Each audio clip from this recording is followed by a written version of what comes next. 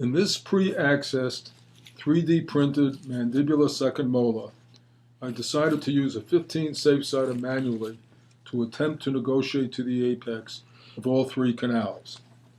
As you can see, the two mesial canals end in a common apical opening.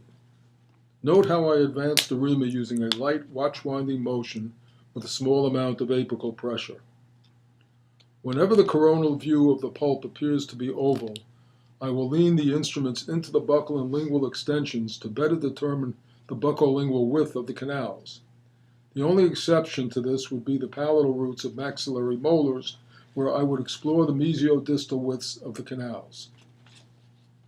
Having determined that there was very little resistance to the 15 safe-sider reaching the full length of the canals and have recorded the canals' lengths, I placed the 20 safe-sider into the 30-degree handpiece, oscillating at 3,000 to 4,000 cycles per minute.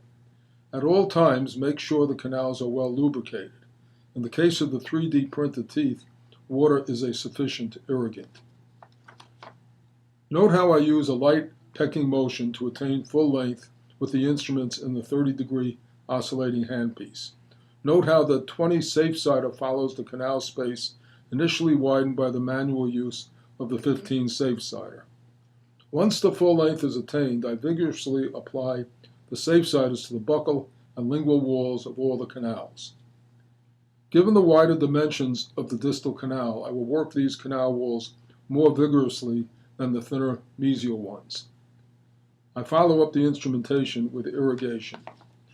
I then jump to a 30 safe-sider in the 30-degree oscillating handpiece, bypassing the 25 safe-sider that can often be done when the canals are not extremely narrow and curved to begin with. The wider the instrument, the greater the chance of pushing debris over the apex. Even with the wider instruments, a minimal amount of debris is pushed over.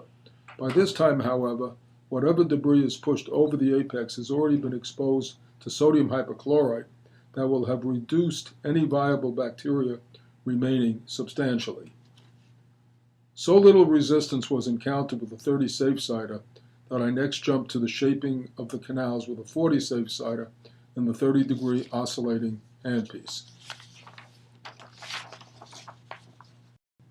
It is important to note here that you can clearly see how even a 40 safe-sider will remain within the confines of the original canal shape without producing distortions.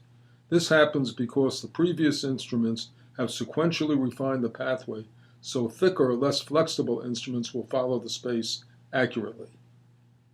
After shaping the canal, we dried the canals with paper points. I then fitted medium gutta percha points in these canals, only to find that they bound within the mesial canals without going full length.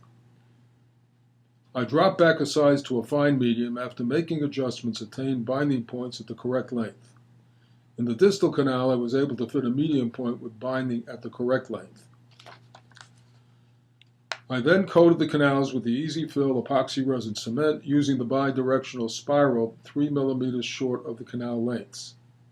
I should note that the bidirectional spiral is used in a conventional slow-speed handpiece at a speed of approximately 1,500 rotations per minute.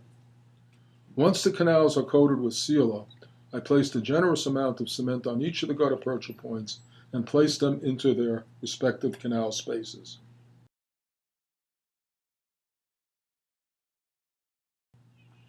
The periapical X-rays taken in the mesiodistal and buccolingual planes demonstrate a three-dimensional fill with the single well-fitted points and a continuous cement interface.